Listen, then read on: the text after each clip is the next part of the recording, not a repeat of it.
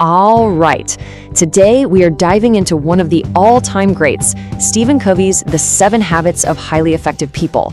But here's the thing, before you can even get to the habits, Covey says there's this massive foundational idea you have to grasp first. And trust me, this isn't about productivity hacks or to-do lists, it's about a complete shift in how you see the world, your problems, and even yourself. So let me ask you, does this sound familiar? You are just constantly on the go. Your calendar is jammed, you're checking off tasks, but at the end of the day, you get this nagging feeling that none of it really mattered. It's like you're spinning your wheels, but you're not actually going anywhere important. You know this feeling, this common frustration? We can call it the effectiveness trap.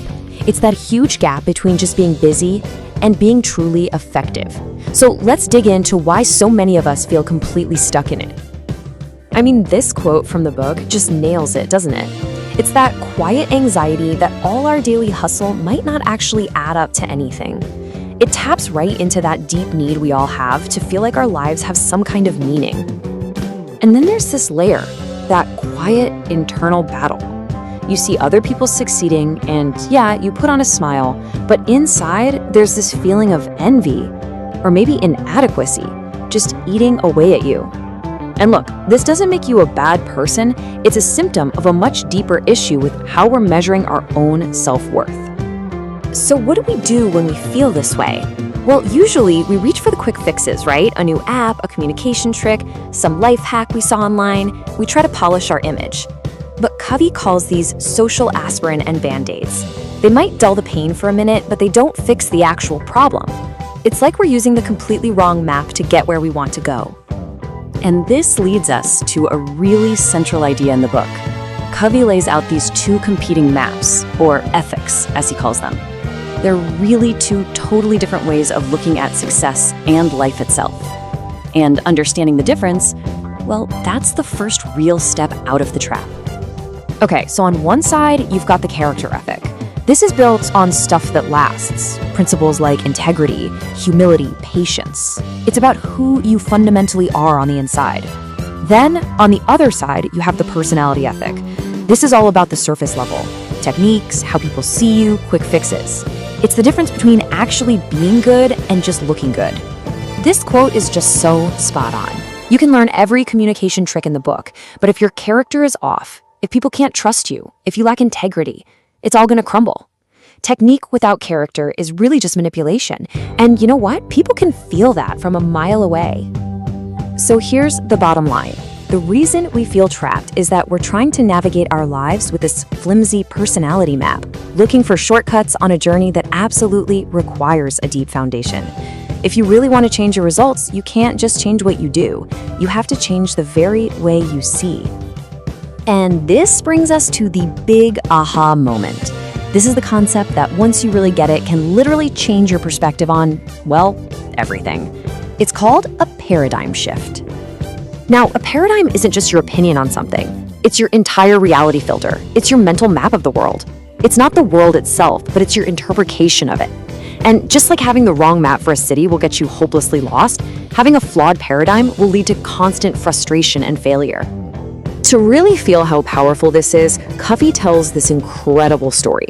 Picture it. You're on a quiet subway car on a Sunday morning. A man gets on with his kids, and they are completely out of control. Yelling, throwing stuff, just total chaos. And the father, he just sits there, eyes closed, doing absolutely nothing. You can feel yourself getting more and more irritated. You're thinking, wow, what a terrible, inconsiderate parent. So finally, you lean over and you say, "Excuse me, sir, could you please get your children under control?" And he kind of looks up, and what he says next just changes everything. He says, "Oh, you're right, I guess I should do something about that. We just came from the hospital where their mother died about an hour ago. I don't know what to think, and I guess they don't know how to handle it either." And just like that, everything changes in an instant. The objective facts are the same. The kids are still running around, but your paradigm, your entire lens has shifted.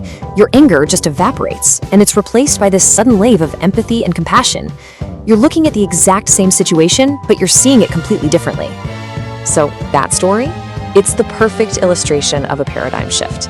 And it leads us right to Covey's solution for building a truly effective life. He calls it the inside-out approach.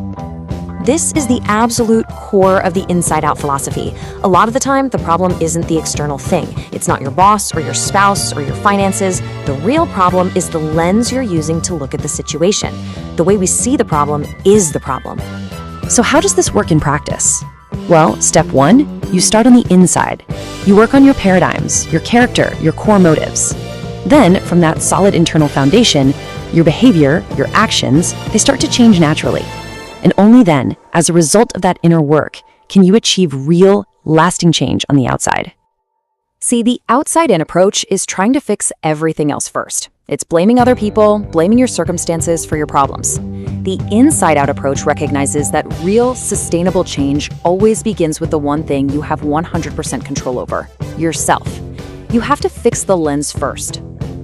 Okay, this all sounds great in theory, but where do you actually start? How do you begin?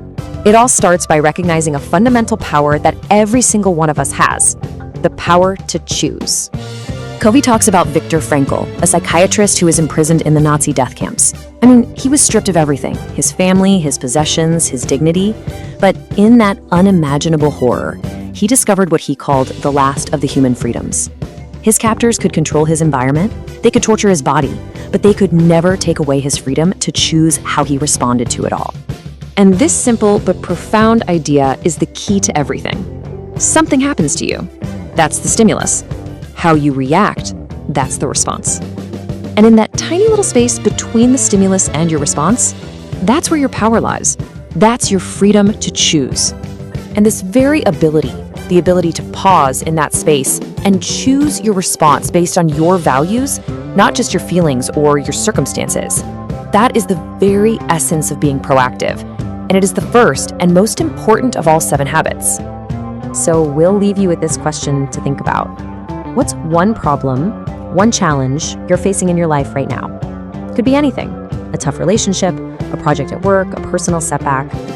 Based on everything we've just talked about, what's one way you could choose to see that problem just a little bit differently?